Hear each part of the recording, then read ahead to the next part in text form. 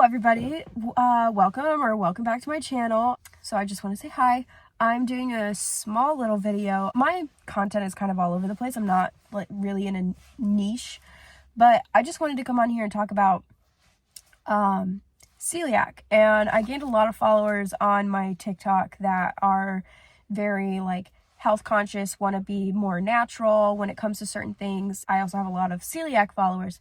So I wanted to make a video talking about the symptoms of celiac and just talking about it, because I did post a video on my celiac diagnosis journey and it was really hard, and I ended up getting to a very scary point with my health before getting diagnosed and figuring out that it was gluten that was messing me up. But I just wanted to talk about the symptoms and what to really watch out for, especially if you have someone who is celiac in your family. It is genetic. You can have the gene for it. Celiac ranges on this whole spectrum. You have silent celiac, where I think the statistic is 80% of people who have celiac don't even know or get diagnosed because they don't show any symptoms for it.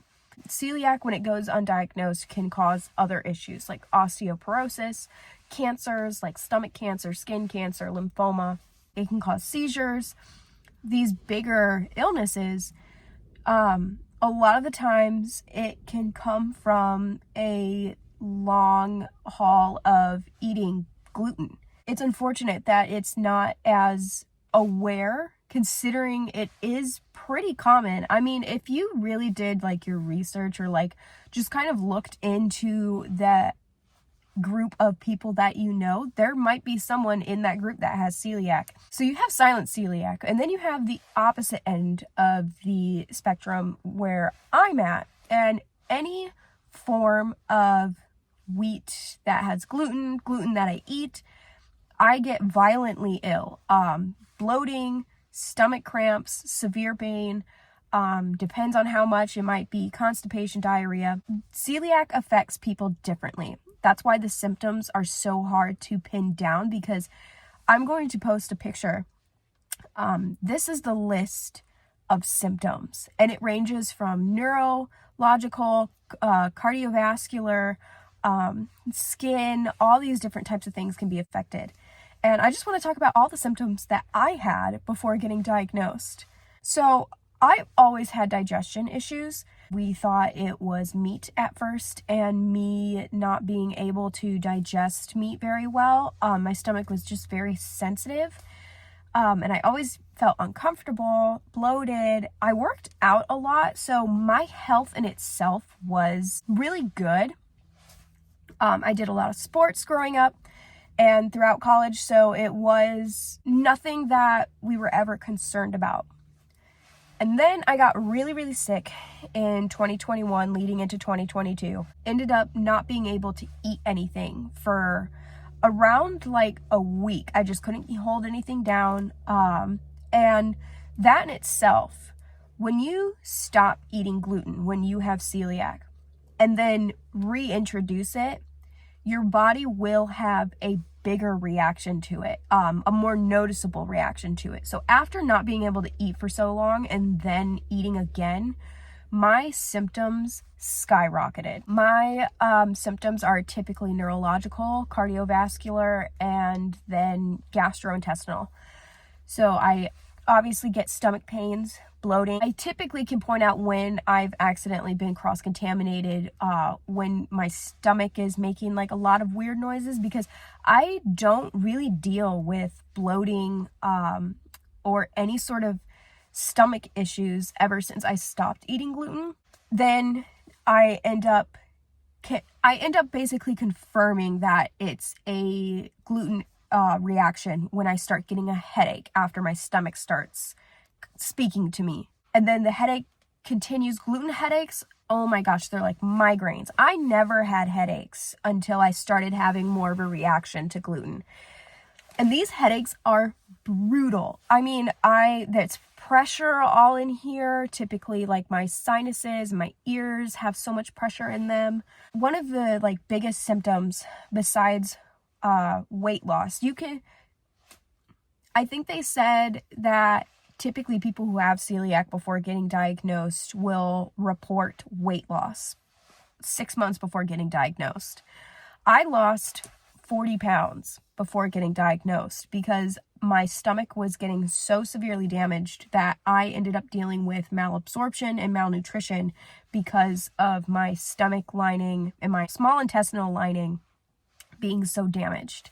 I also had severe brain fog. Now, whenever I eat gluten, don't ask me to focus on anything. Don't ask me to pay attention. Sometimes driving can be an issue because it's like a severe dissociation from the world around me. It's almost like when you're in a VR and you're playing the video game and you can see what's going on around you and you can interact and everything, but you're not actually there. That is like one of the biggest symptoms is the brain fog. I have heart palpitations, and my blood pressure is also affected when I eat gluten. When you're looking at all those symptoms that I had just shown you guys, I had almost all of those symptoms up until getting diagnosed, except for the really severe ones like skin cancer, seizures.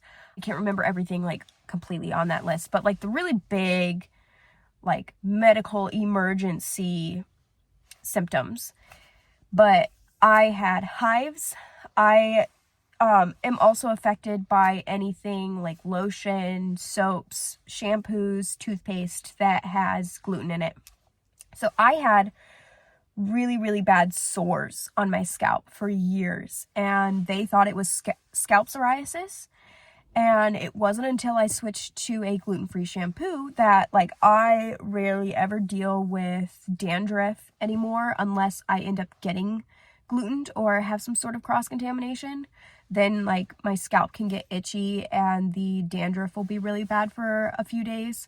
Again, the severe brain fog, it was really bad. Memory loss on top of that. The memory loss, I still am dealing with a lot of memory loss from being so sick. I've kind of just learned to accept it. But memory loss was a really big thing. I could not remember literally anything. Don't ask me to remember what I ate for breakfast, what I did the next day. And with that also came severe fatigue. I was falling asleep everywhere after I ate anything. But typically when I ate, I would get so severely tired that I just could not. That's why driving was an issue.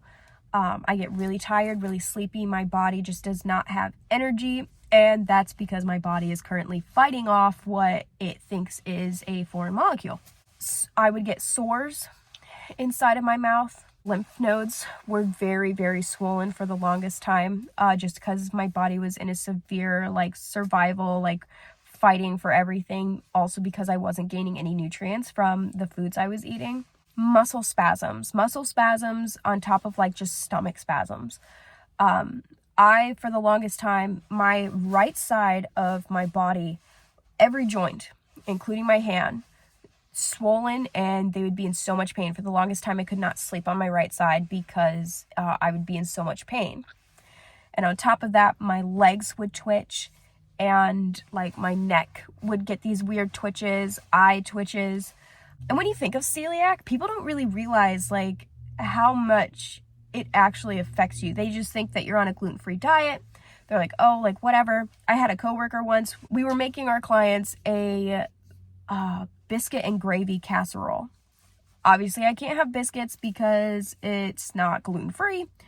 And she was like laughing, thinking that when I said I could not have it, it was more of a watching my weight thing. And when I explained to her that I could not have it because of celiac, she said, oh, just put it in your mouth and then like chew it and spit it out for the taste.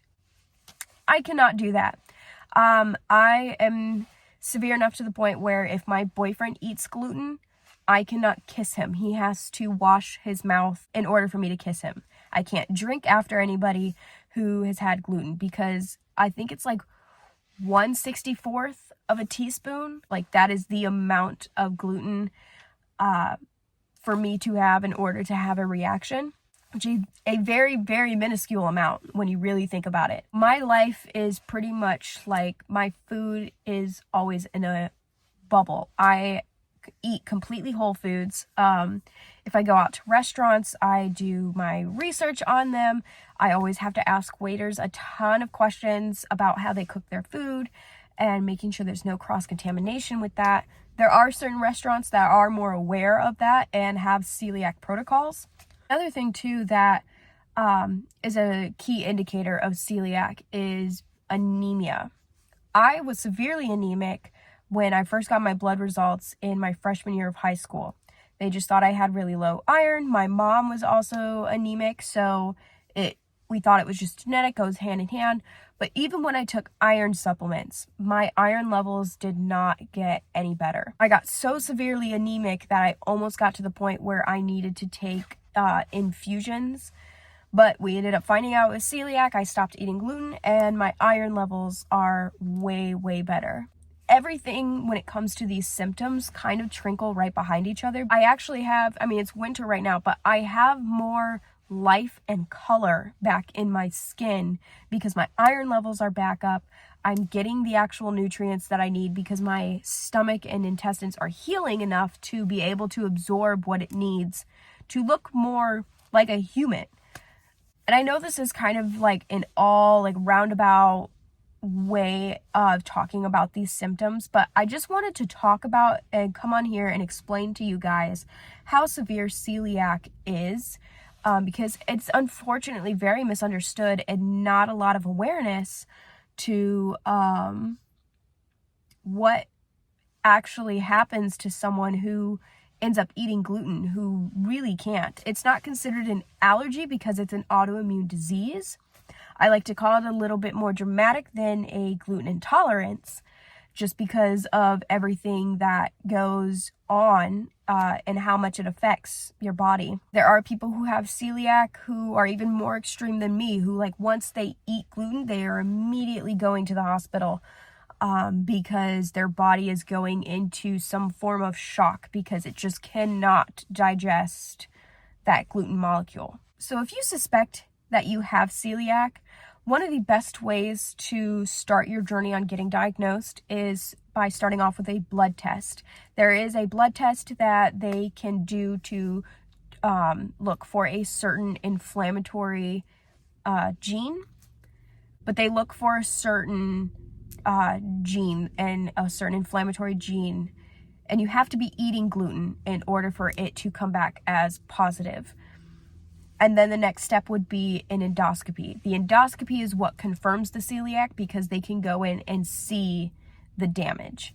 Always, always, always be an advocate for yourself when you're going to the doctors. It took the doctors 3 years to figure out what was wrong with me, and I was in and out of the ER before they were able to properly diagnose me. Everything that I had dealt with at a very young age could have pretty much been avoided or much easily manageable if we had found out sooner. Typically, if you get blood results and your liver or pancreas enzymes are high, that could be, especially liver is more common. My pancreas enzymes were high, but my sister, who also has celiac, her liver enzymes were high.